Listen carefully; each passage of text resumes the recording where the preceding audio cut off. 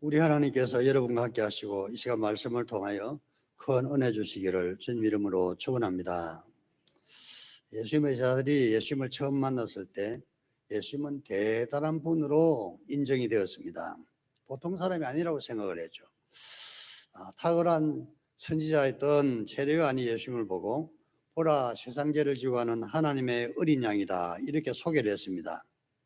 그 예수님께서 어느 순간 갈릴리 호수가에 나타나셔서 밤새 물고기를 잡았으나 한 마리도 잡지 못했던 어부들에게 깊은 데 그물을 내리라 이렇게 말씀하시고 그들이 순종했더니 많은 물고기가 잡혔습니다.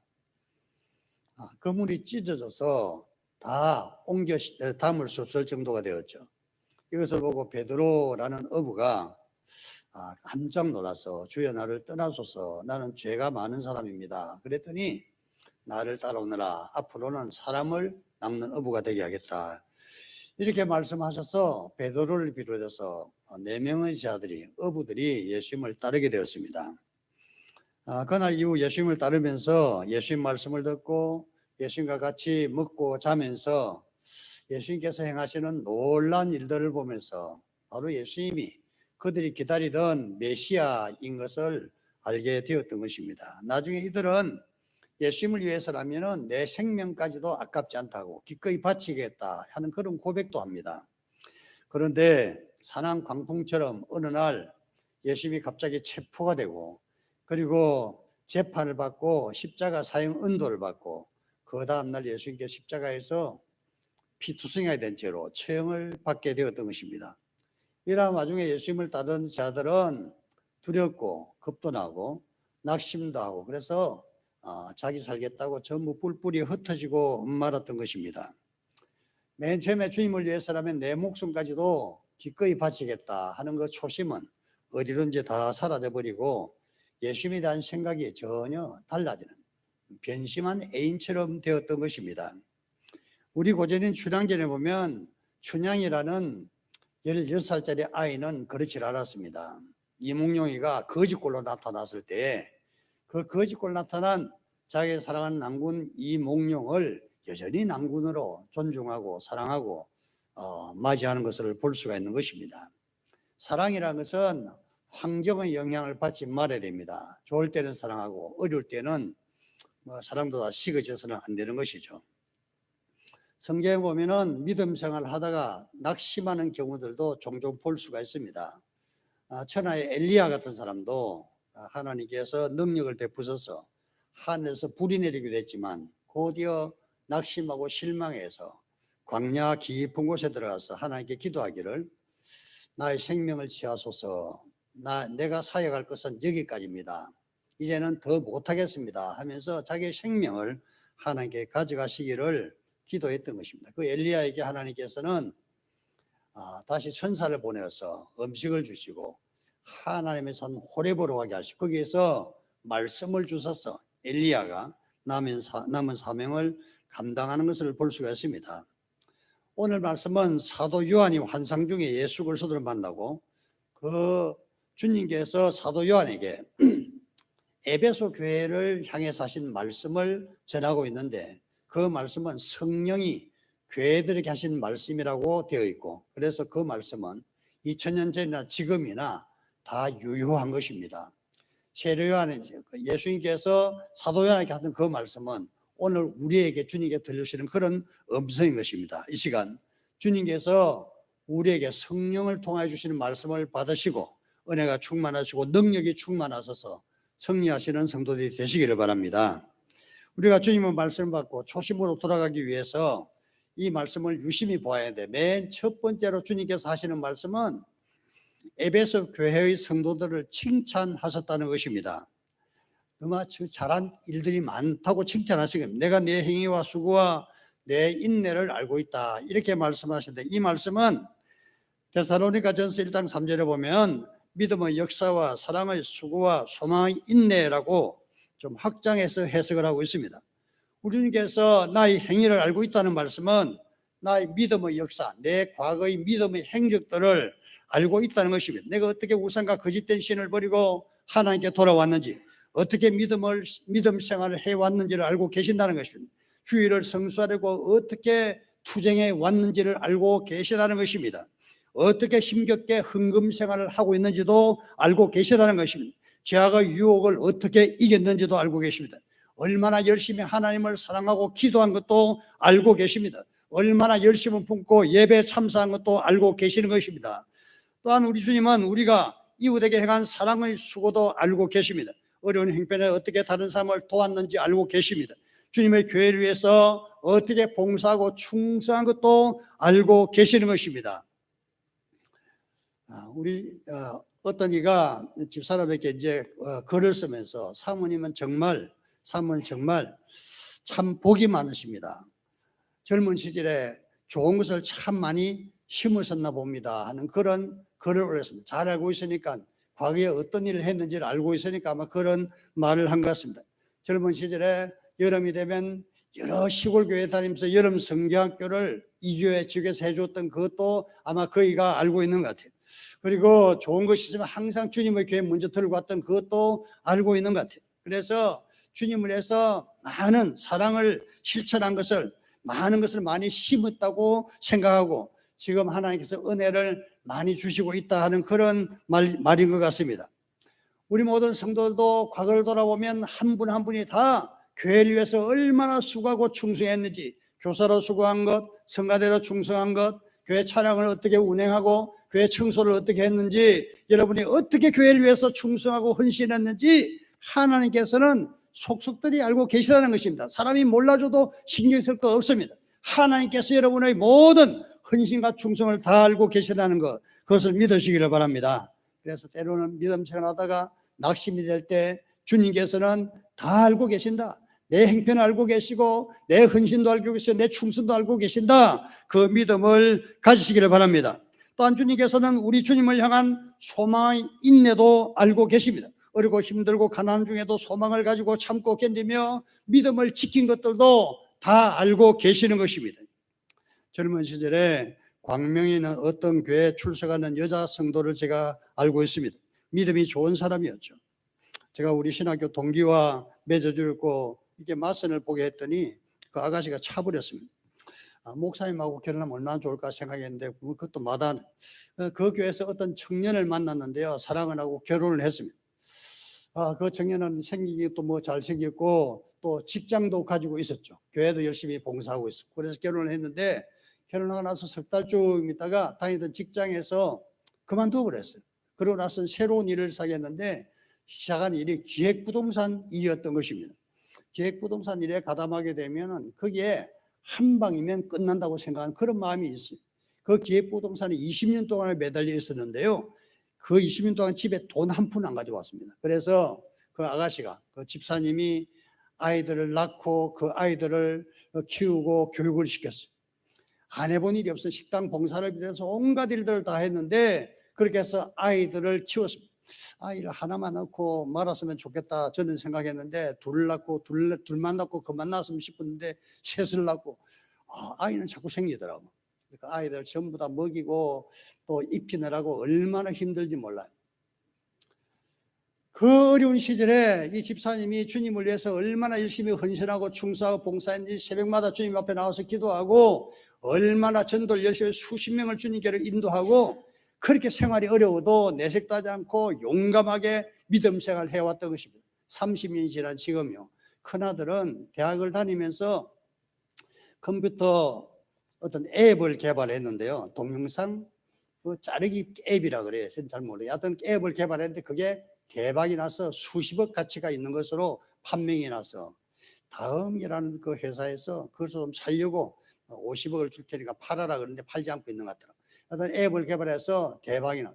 둘째 아들은요, 그 큰 아이보다 뭐 2살이가 적은데 그 아이는 대학을 다니다가 공무원 시험을 한번 쳐볼까 쳤더니 합격을 했어요. 공무원 하다가 지금은 구청에 삼본인가 그쪽에 지금 구청에 근무하고 있어요. 셋째는 큰 형을 따라서 또 앱을 개발해서 앱을 수시로 이것저것 개발하는데 엄청 잘 되어 있는 것을 볼 수가 있습니다. 사람이 하나님을 섬길 때 모든 것이 형통한 것이 아니라 어렵고 힘든 날들도 있는 것입니다. 우리 성도들 중에 어렵고 힘든 일이 있다 그러면 낙심하지 말고 소망의 인내를 가지고 오직 주님만 바라보시기를 바랍니다. 때가 되면 하나님께서 여러분에게 큰 은혜를 주실 줄로 믿습니다. 고통스러운 날들을 소망의 인내를 가지고 참고 견딘 것을 주님께서 알고 계신다는 거예요. 어렵고 힘든다고 낙심하거나 좌절하거나 뒤로 물러설 것이 아니라 더 용감하게 주님을 섬기고 하나님 한 분에 대한 소망을 두고 살아갈 때 하나님께서 은혜를 주시는 것입니다. 이 은혜가 우리 모두에게 충만하시기를 바랍니다. 두 번째로 주님께서는 에베소 교회를 향해서 칭찬하시기를 악한 자들을 용납하지 않고 거짓 교사를 물리쳤다고 칭찬하고 있는 것입니다.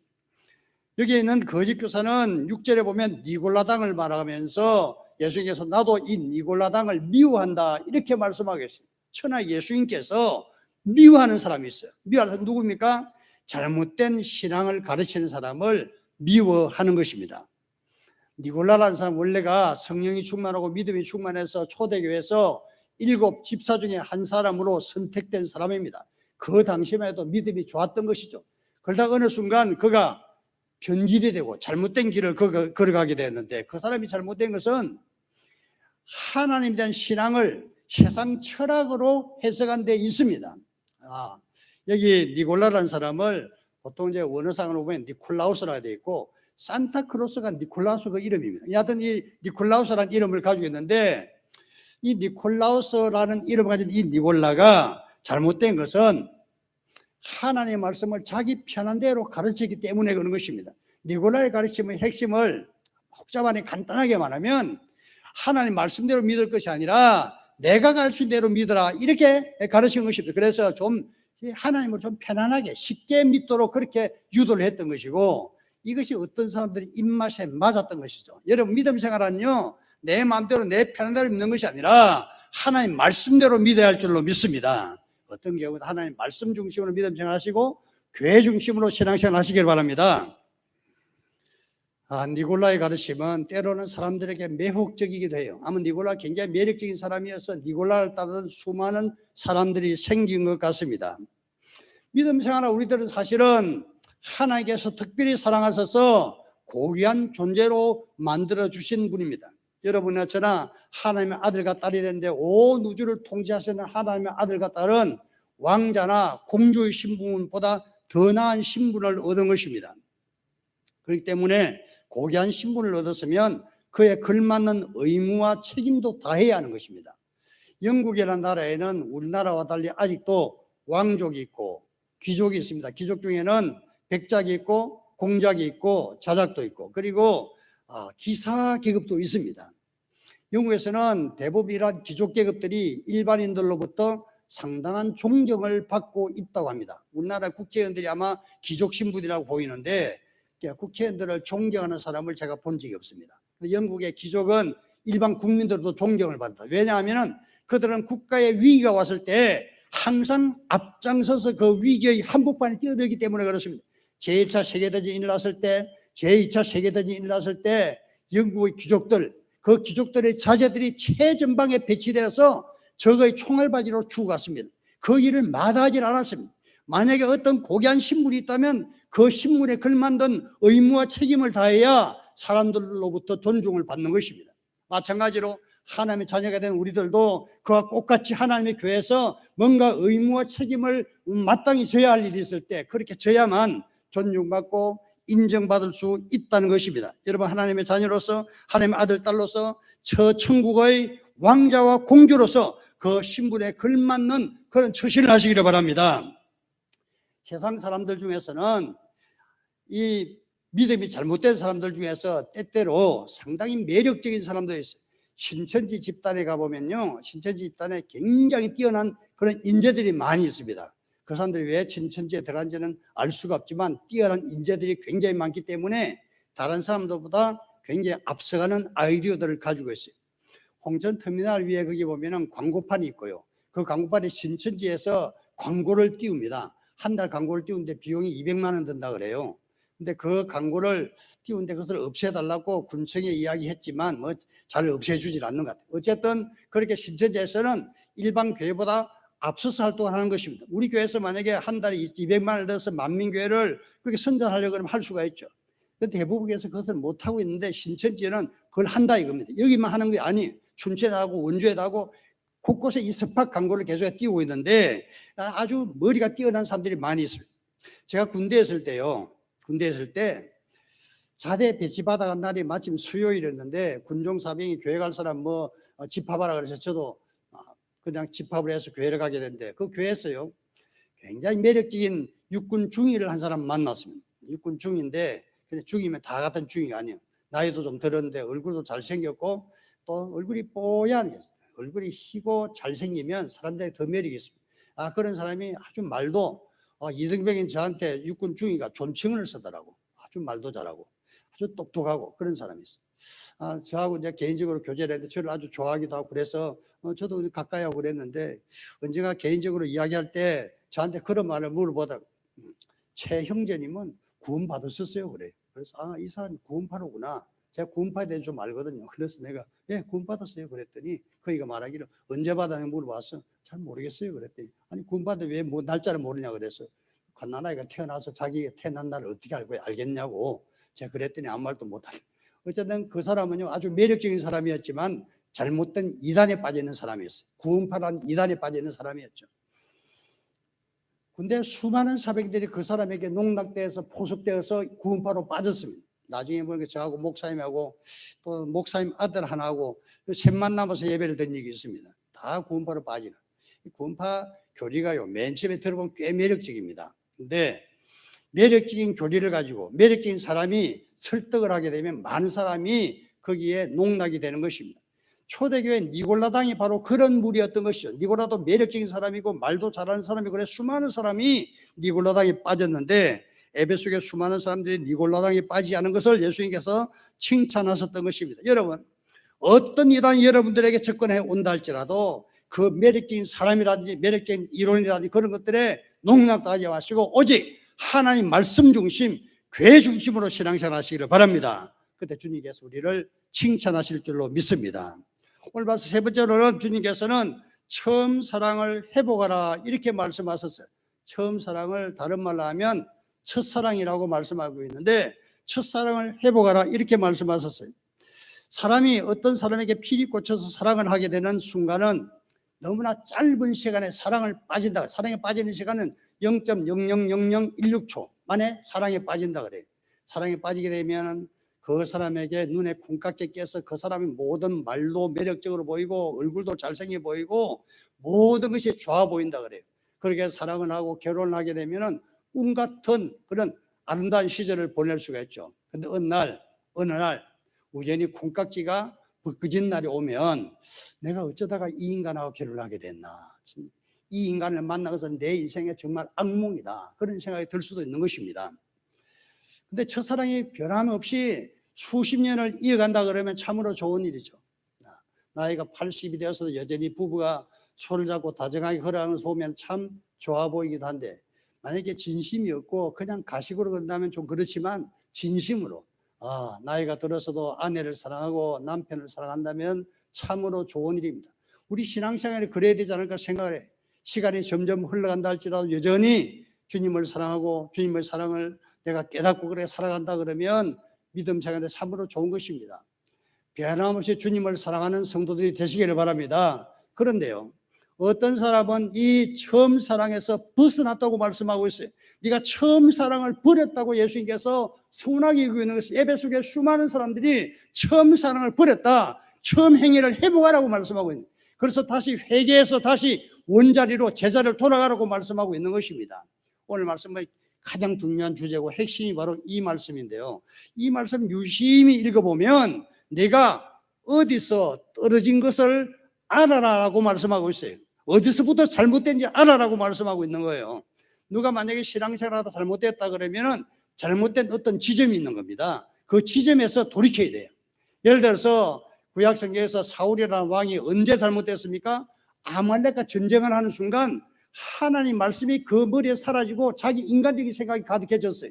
하나님 말씀은 모든 생명체들 다 죽이라는 것이지만 수많은 수십만 마리의 소떼와 양떼를 보고 이것을 내가 가져야 되겠다 하는 그 생각으로 하나님 말씀을 대체했던 거예요. 그래서 그때부터 잘못된 것이고 사울은 그때부터 멸망의 길로 달려기 시작했던 것입니다.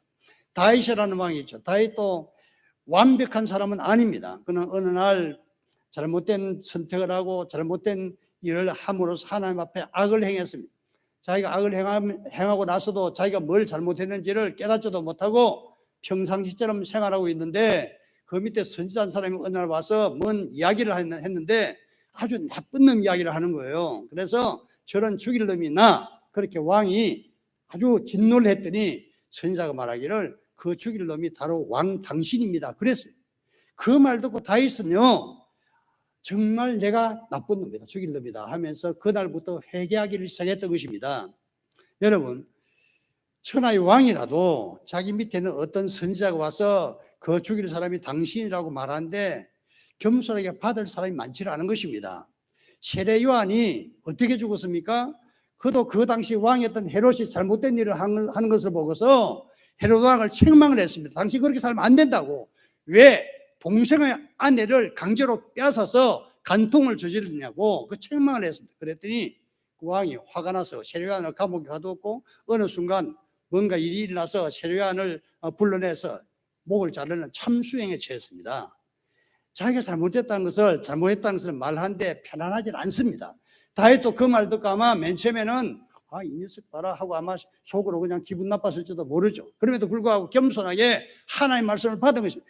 다윗은 자기가 잘못한 그 지점으로 찾아가서 잘못했던 것을 인정하고 하나님께 용서를 빌었던 것입니다. 밤마다 내가 내 눈물로 침상을 띄웁니다 하면서 하나님께 간절히 기도하고 하나님 자신의 죄를 회개를 했던 것입니다. 그 이후에 다윗의 인생에 많은 풍파가 있었습니다. 그 죄로 인해서 하나님께서 징계를 하신 것도 있는 것입니다. 그럼에도 불구하고 다윗은 그 노년에 점점 하나님의 은총과 축복으로 빛나서 위대한 다윗 왕국을 건설해낸 것을 볼 수 있습니다. 사람은 누구나 연약하게 되면 실수를 할 수 있는 것이죠. 어느 지점에서 잘못될 수도 있는 것입니다. 그 잘못된 지점을 알아서 거기서 회개하라, 돌이키라, 그것이 주님의 메시지입니다. 내가 믿음 생활을 항상 잘하면 좋겠지만 잘 하다가도 어느 순간 잘못된 신앙생활을 할 수가 있고 내 생각이 잘못됐다거나 어떤 잘못된 어떤 사건을 통해서 뭔가 밑으로 떨어질 수가 있는 것입니다. 추락할 수가 있는 것입니다. 그때 우리 주님께서는 다시 그 지점에 가서 회복하라, 회개하라, 다시 처음 사랑을 회복하라, 초심으로 다시 돌아가라, 이렇게 말씀하고 있는 것입니다. 주님께서 우리 만민교회 성도들 향해서도 지금 이 시간 여기에 주님께서 서셨다 그러면 우리 성도들에게 한 사람 한 사람을 향해서 내 처음 사랑을 회복하라, 내 처음 사랑을 회복하라, 초심을 회복하라, 이렇게 말씀하실 겁니다. 2022년도와 함께 모든 성도님들은 다시 초심을 회복하시기를 바랍니다. 처음 사랑을 회복하시기를 바랍니다. 그래서 다시 더 주님을 더 사랑하시고 예배를 더 귀중하게 여기시고 더 열심히 기도하시고 전도하시고 봉사하시고 충성하시고 헌신하셔서 하나님 기뻐하시는 성도들 되시기를 주님 이름으로 축원합니다. 기도합시다.